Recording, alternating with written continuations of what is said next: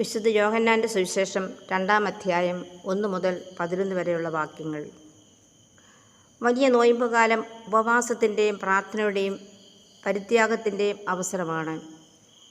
ഈ സത്കർമ്മങ്ങൾ നമ്മെ യേശുവിൻ്റെ പീഡാനുഭവം ഉൾക്കൊള്ളുന്നതിനും ദൈവസന്നിധിയിൽ കൃപ കണ്ടെത്തിയ പരിശുദ്ധ മറിയത്തെപ്പോലെ അനുഗ്രഹീത ജീവിതം നയിക്കുവാനും ഇടയാകട്ടെ.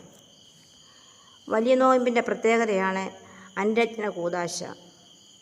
തന്നെയുമല്ല, നോമ്പിലെ ഓരോ ഞായറാഴ്ചയും ഓരോ അത്ഭുത സംഭവങ്ങൾ നമുക്ക് കാണുവാൻ സാധിക്കും.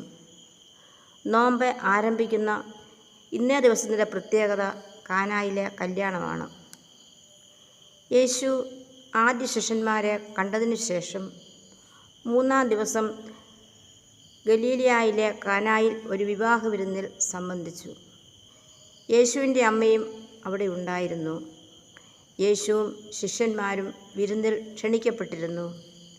അവിടെ വീഞ്ഞ് തീർന്നുപോയ അവസരത്തിൽ യേശുവിൻ്റെ അമ്മ യേശുവിനോട് പറഞ്ഞു, വീഞ്ഞ് തീർന്നുപോയി. യേശു പറഞ്ഞു, എനിക്കും നിനക്കും എന്ത്? എൻ്റെ സമയം ആയിട്ടില്ലല്ലോ.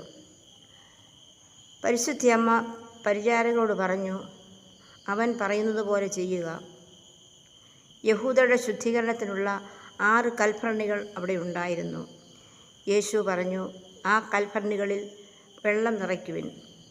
അവർ ഭരണികളിൽ വെള്ളം നിറച്ചു. അവർ രുചിച്ചു പോലും നോക്കാതെ വിളമ്പിക്കൊടുത്തു. യേശു എന്ത് പറഞ്ഞാലും സംഭവിക്കുമെന്ന വിശ്വാസം അവർക്കുണ്ടായിരുന്നു. വെള്ളം മേൽത്തരം വീഞ്ഞായി മാറിയതിനാൽ എല്ലാവരും അത്ഭുതപ്പെട്ടു. ശിഷ്യന്മാർക്ക് യേശുവിലുള്ള വിശ്വാസം വർദ്ധിച്ചു. യേശു തൻ്റെ മഹത്വം വെളിപ്പെടുത്തുന്നതിന് പ്രവർത്തിച്ച അടയാളങ്ങളുടെ ആരംഭമാണ് കാനായിലെ ഈ അത്ഭുതം. ഈ സംഭവത്തിൽ നിന്നും 2 കാര്യങ്ങൾ വെളിപ്പെടുന്നു. 1, യേശുവിൻ്റെ ദൈവത്വം ലോകത്തിന് ആദ്യമായി വെളിപ്പെടുത്തിയത് പരിശുദ്ധ അമ്മയാണ്.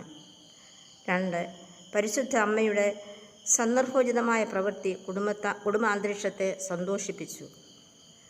നമുക്കും സൽക്കർമ്മങ്ങൾ ചെയ്ത് ദൈവഹിതത്തിന് വിധേയരായി ദൈവമഹത്വം ദർശിച്ച് ജീവിക്കാം.